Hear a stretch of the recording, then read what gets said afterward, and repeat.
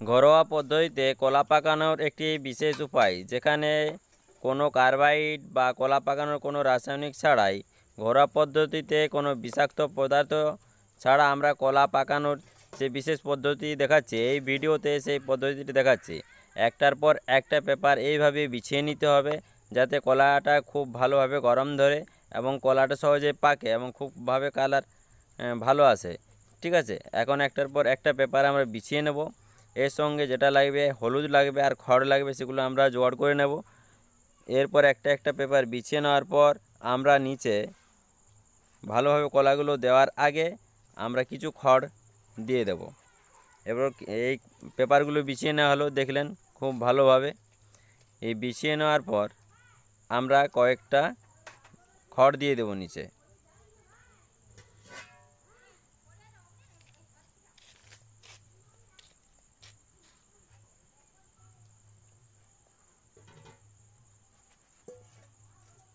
খড় দিলাম, খড়টা নিচে বিছিয়ে নেব ভালোভাবে। খড়টা দিলে কি হবে, গরম হবে, কলাটা ভালোভাবে পাকবে। এরপর আমরা একটা কৌটোতে গুঁড়ো হলুদ দেব, যেটা ভালো কালার বা পাকাতে সাহায্য করে। এরপর একটা পেপার দিয়ে বিছিয়ে নেব, পেপার দিয়ে ঢেকে দেব।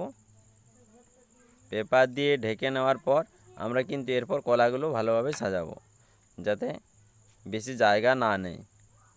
ঠিকভাবে বিছিয়ে দিলে বেশি পরিমাণ কলা দেওয়া যাবে এবং সঠিকভাবে পাক হবে।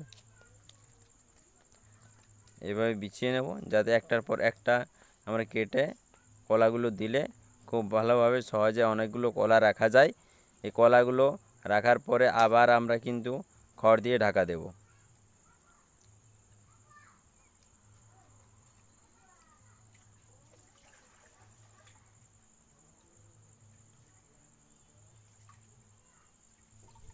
সব দিয়ে দিলাম। কলাগুলো দেওয়ার পর আমরা আবার এর সঙ্গে আপনারা পাকা কলাও দু একটা দিতে পারেন, আবার পাকতে পারে।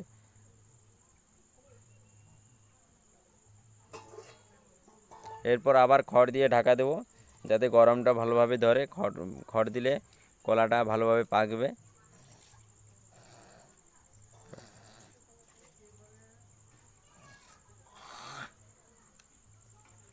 খড় দিয়ে ভালোভাবে ঢেকে দেব।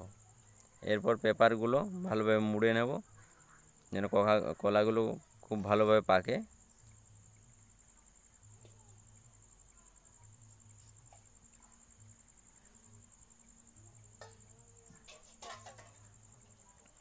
এটা আপনারা সবাই কলাটা বাড়িতে পাকাতে পারবেন।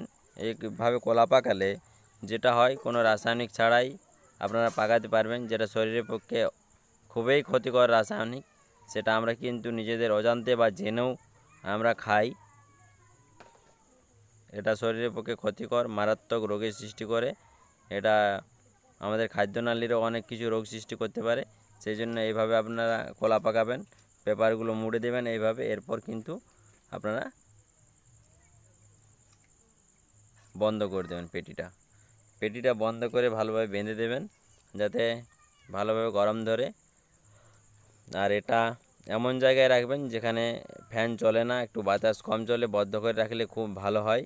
এরপর দুদিন পর আপনারা খুলবেন। এটা কিন্তু খুলে দেখবেন যে মানে কলাটা কীরকম অবস্থায় ছিল, সেটা কিন্তু পাকার দিনটা সেরকমভাবে আপনারা খুলবেন।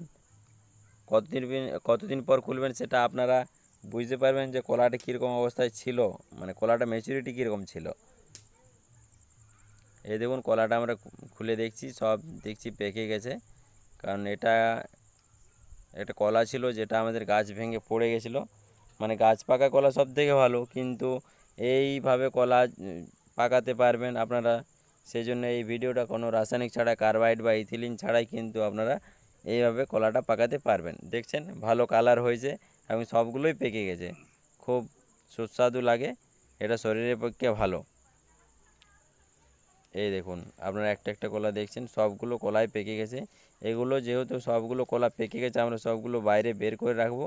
কারণ এরপর যদি আবার বন্ধ করে রাখি, তাহলে কিন্তু এই কলাগুলো পচতে শুরু করবে। ধন্যবাদ। চ্যানেলটি সাবস্ক্রাইব করবেন।